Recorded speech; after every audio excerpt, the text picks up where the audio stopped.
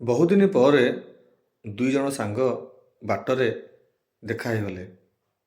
ଅତୀତର କିଛି ସ୍ମୃତି ଆପସ ମଧ୍ୟରେ ସାଉଁଟିଲେ।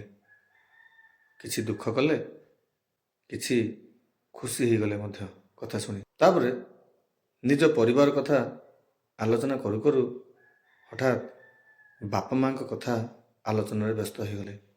ଜଣେ ସାଙ୍ଗ କହି ପକାଇଲେ ଯେ ନାଇଁ ସାଙ୍ଗ, ଆଜି ମୋ ବାପା ମାଙ୍କର ବିବାହ ବାର୍ଷିକୀ ଉତ୍ସବ ଥିଲା। ସେଥିଯୋଗୁଁ ବୃଦ୍ଧାଶ୍ରମ ଯାଇଥିଲି। କିଛି ମିଠା ଆଉ କିଛି ଫଳ ଆଉ ଗୋଟେ କେକ୍ କାଟିବା ପାଇଁ ଯାଇଥିଲି। ଯାହା ହେଲେ ବାପା ମା ନା। କଥା କ'ଣ କି, ବାହାଘର ସରିଲା ପରେ ମୋ ମିସେସ୍ ଆଉ ମା ପରସ୍ପର ପଡ଼ନ୍ତିନି।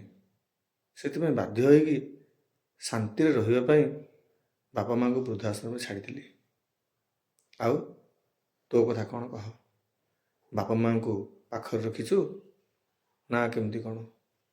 ଶୁଣୁଥିବା ସାଙ୍ଗ ଜଣକ ହଠାତ୍ ମନ ଟିକେ ବ୍ୟସ୍ତ କରି ପକାଇଲେ ଆଉ କହିଲେ, କ'ଣ କହିବି ସାଙ୍ଗ, ମୋର ଏପର୍ଯ୍ୟନ୍ତ ସେତିକି ଯୋଗ୍ୟତା ହେଇନି ଯେ ମୁଁ ବାପା ମାଙ୍କୁ ପାଖରେ ରଖିବି।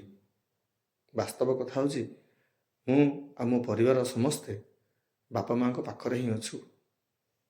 ବାସ୍ତବରେ ସାଙ୍ଗମାନେ, ନିଜର ଯୋଗ୍ୟତାକୁ ଏତେ ବଡ଼ କରନି ଯେମିତିକି ବାପା ମାଙ୍କୁ ତୁମେ ପାଖରେ ରଖିବ।